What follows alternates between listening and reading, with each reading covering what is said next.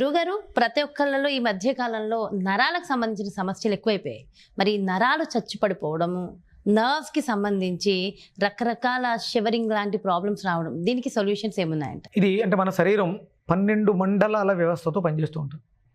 Digestion మండలం, అరుగుదల వ్యవస్థ, కిడ్నీస్, యూరాలజీ, నర్వస్, నరాలకు సంబంధించినటువంటి నాడీ మండల వ్యవస్థ, వాయుమండల వ్యవస్థ, గాలులు, బయోమెట్రిక్ క్లాక్, అలాగే డిఎన్ఏ, కణజాలం, ఫ్లష్ అనమాట, కణజాల వ్యవస్థ, స్కిన్ మండలం, చర్మ మండలం, లివర్ వ్యవస్థ, రెస్పిరేటరీ, ఊపిరితిత్తుల వ్యవస్థ,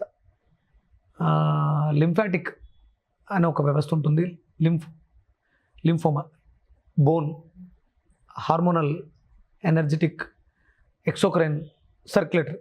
ఇవి మొత్తం 12 రకాల మండలాల్లో మీరు మాట్లాడేది నాడీ మండలం. అది నరాలకు సంబంధించి అంటే పక్షవాతం, పారలైజ్ ఇలాంటి వాటిని ఎక్కువ సూచిస్తూ ఉంటుంది. ఇది రావడానికి ప్రధానమైనటువంటి కారణం మన వ్యవస్థలో బుధుడి యొక్క ప్రభావం.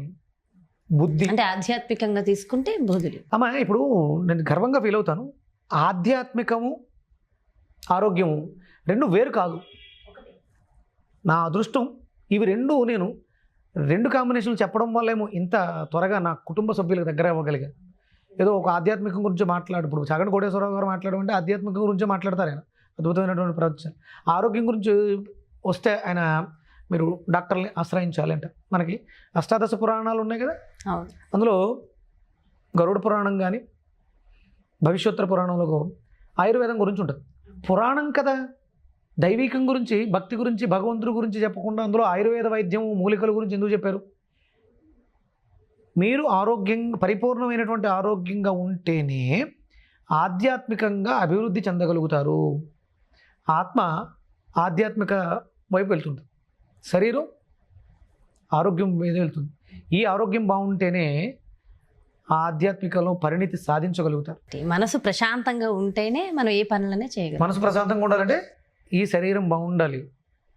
అందుకనే మరి పురాణాల్లో ఆయుర్వేదం గురించి ఎందుకు ప్రస్తావన వచ్చింది? ఎందుకు అక్కడ మీరు శరీరాన్ని బాగుంచుకోవడానికి ఈ మూలికలు, ఆ మందులు, మీకు అన్నీ మీకు వచ్చే అనారోగ్య సమస్యలన్నింటికీ పరిష్కారం పురాణాల్లో ఉంది. ప్రతి ఒక్కరికి పూర్వం పురాణ శ్రవణం, పురాణం మీద అవగాహన ఉండేవి.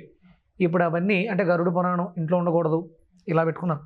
అన్ని పురాణాల మీద అవగాహన అందరికీ ఉండాలి. దయచేసి మీకు మీరే వడ్డిపతి పద్మాకర్రావు గారితో చేశారు 18 పురాణాలను చెప్పినటువంటి ఏకైక వ్యక్తి అని చెప్పారు. ఎవరో కూడా 18 పురాణాలు పూర్తిగా చెప్పేంత సమయం భగవంతుడు ఇవ్వడంట, మధ్యలోనే వాళ్ళు కాలం చేయడం జరుగుతుంది. ఈయన ఒక్కరే 18 పురాణాలని పూర్తి చేశారు. ఆయన చెప్పిన పురాణాలు విన్న తర్వాతే నాకు ఈ అవగాహన ఎక్కువ వచ్చింది. అన్ని పురాణాలు, ఆయన చెప్పిన అన్ని పురాణాలు విన్నాను నేను. చాలా బాగుంటుంది, చాలా బాగా చెప్పారు, బాగా చెప్తారు. అన్ని పురాణాలు విన్నాను. వినడం కూడా అంత సులభం కాదు అని కూడా చెప్తూ ఉంటారు. అవును, అంటే దాని మీద శ్రద్ధ అవసరం. ఎందుకంటే నా కుటుంబ సభ్యుల మీద నాకు బాధ్యత ఉంది.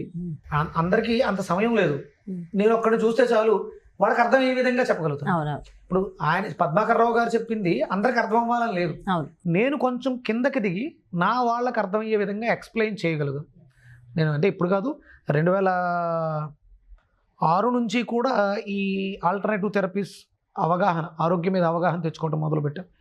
ఈ సన్ స్పిరిచువల్ సొసైటీ పెట్టిన తర్వాత ఆ బాధ్యత ఇంకొంచెం పెరిగింది. అందుకని ఇవి రెండింటిని కలిపి తీసుకెళ్తూ ఉంటాం. ఎందుకంటే ఆరోగ్యం భాస్కరాధీనం. అది ఆయన ఆధ్యాత్మికం కదా, భగవంతుడు కదా, పూజల గురించి మాట్లాడాలి. ఆయన ఆరోగ్యం భాస్కరాధీనం అని ఎందుకు చెప్పారు? అది పరిపూర్ణమైనటువంటి ఆరోగ్యమే ఆధ్యాత్మిక అభివృద్ధికి దోహదం చేస్తుంది. అయితే బుధుడు కారణం అంటారు. ఇక్కడ మనకి బుధుడు కారకుడు, నరాల వ్యవస్థకి, నాలెడ్జ్, స్పీచ్, ఇదన్నిటికీ బుధుడు కారణం అవుతున్నాడు. నరాలకు సంబంధించి మనకంటే మన జాతకాల్లో బుధుడు బలహీనంగా ఉన్నప్పుడు ఈ సమస్యలు మనల్ని ఇబ్బంది పెడుతూ ఉంటాయి. అందుకనే విష్ణు సహస్రనామార్చన చేస్తే మీ నర్వస్ సిస్టమ్ బాగుపడుతుంది. సింపుల్గా పెసలు తింటే మీ నాడీ మండల వ్యవస్థ బాగుంటుంది. ఎందుకంటే బుధ కారకత్వం, బుధుడి యొక్క ధాతువు పెసల్లో ఉంది. అవి తీసుకోవడం ద్వారా మనకు అందుకని పెసరట్లు, నానబెట్టిన పెసలు తీసుకోవటం, ఇలాంటివన్నీ. అలాగే అంటే నాడీ మండల వ్యవస్థను మెరుగుపరుచుకోవడానికి తేనె అద్భుతంగా పనిచేస్తుంది. ఎవరైనా పక్షవాతంతో ప్యారలైజ్ అయ్యి ఇబ్బంది పడుతుంటే మంచి తేనెని రోజుకి ఒక 50 గ్రాములు డైరెక్ట్గా స్వీకరించడం, 50 గ్రాములు 50 గ్రాములు అంటే ఏదో స్పూను అలా కాకుండా 50 గ్రామ్స్ మినిమం ఉండాలి.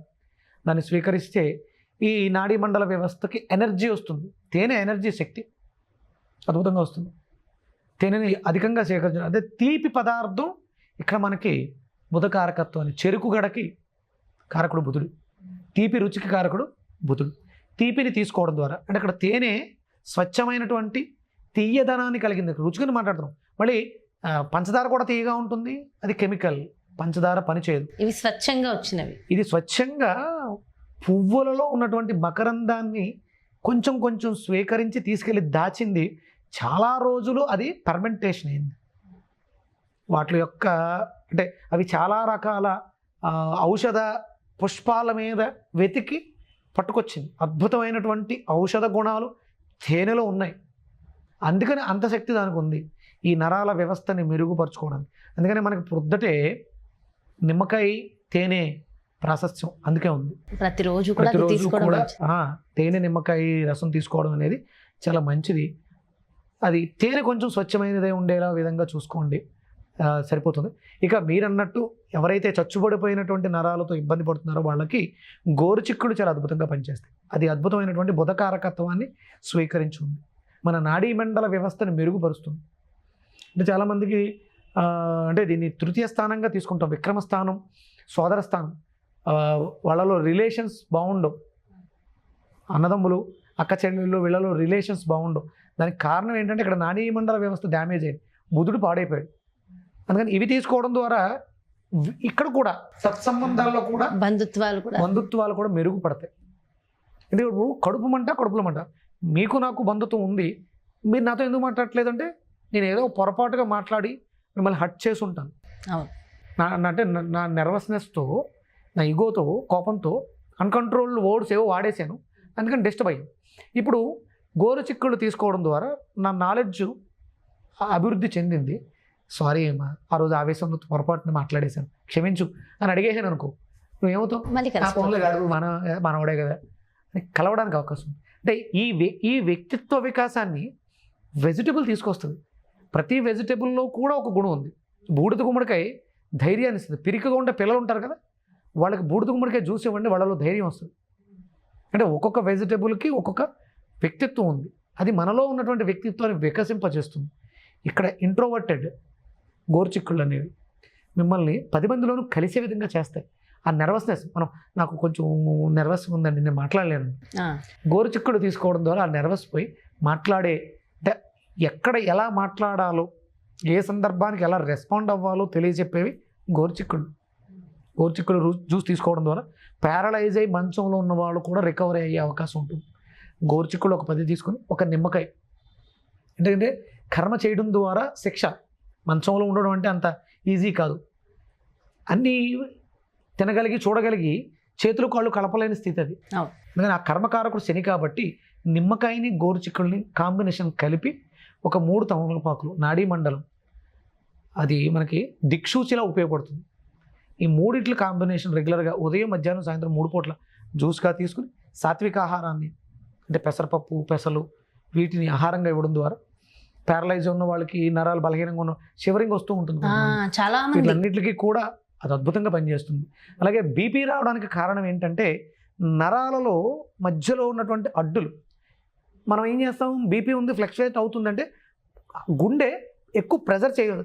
సన్నంగా ఉన్న దారిలో ట్రావెల్ కష్టంగా ఉంది, గుండె ఎక్కువ ప్రెజర్ పెట్టాల్సి వస్తుంది అని మనం ఏం చేస్తున్నాం, గుండె పనితనాన్ని, రక్తం యొక్క స్పీడ్ని తగ్గిస్తున్నాం. ఈ నరాల మధ్యలో ఉన్నటువంటి అడ్డులు తొలగిస్తే నీరు సాఫీగా వెళ్ళిపోతుందని ఎందుకు ఆలోచించట్లే? అప్పుడు ఆటోమేటిక్గా బీపీలు ఏమి ఉండవు. అసలు బీపీ అనేది రోగం కాదు, దానికి మందులు అవసరం లేదు, తీసేది. బీపీని తగ్గించేస్తున్నాం. ప్రెజర్ ఎందుకు ఇస్తుంది గుండె? దారిలో అడ్డుంది, ఫ్లోగా గెంటాలని చూస్తుంది. మీరేం చేస్తున్నాం, మనం ఏం చేస్తున్నాం, మాత్రలు వేసి సప్రెస్ చేస్తాం. లో బీపీ అయినా హై బీపీ అయినా ఏదైనా కారణం నరాల మధ్యలో ఉన్నటువంటి అడ్డులు. సో మనం పడే టెన్షన్స్, కంగారు, టెన్షన్, ఇక్కడ నుంచి నేను అర్జెంటుగా లేచి వెళ్ళకపోతే నాకు ప్రమాదం అని సిగ్నల్స్ వచ్చినాయి. అప్పుడు నేను లేచి పరిగెట్టాలా? ప్రమాదం అని వచ్చింది కాబట్టి బీపీ ట్యాబ్లెట్ వేసుకోవాలా? అది రక్తం చేస్తున్న పని, నువ్వు పని ఎందుకు ఆపేస్తావు ట్యాబ్లెట్ వేసి? పర్ఫెక్ట్. ఇలాంటి ఈ కాయగూరలు తీసుకోవడం ద్వారా రక్తం నాళాలని కూడా రక్తనాళాలు ఒక్కొక్కసారి చిట్లిపోతాయి, ఎందుకంటే బలహీనపడిపోయింది. ఆ రక్తనాళాల యొక్క బలహీనతని కూడా శక్తివంతంగా మార్చే శక్తి గోరుచిక్కుళ్ళకు ఉంది. గోరుచిక్కుళ్ళు విరివిగా వాడడం ద్వారా మీరు చెప్పిన నాడీ మండల వ్యవస్థలు, బ్రెయిన్లో క్లాట్స్, శరీరంలో ఎక్కడెక్కడైతే ఇంటర్నల్ బ్లీడింగ్స్ ఉన్నాయో అన్నీ కూడా క్లోజ్ అయిపోతాయి. పర్ఫెక్ట్ ఆన్సర్ గురుగారు. Thank you so much. Suresh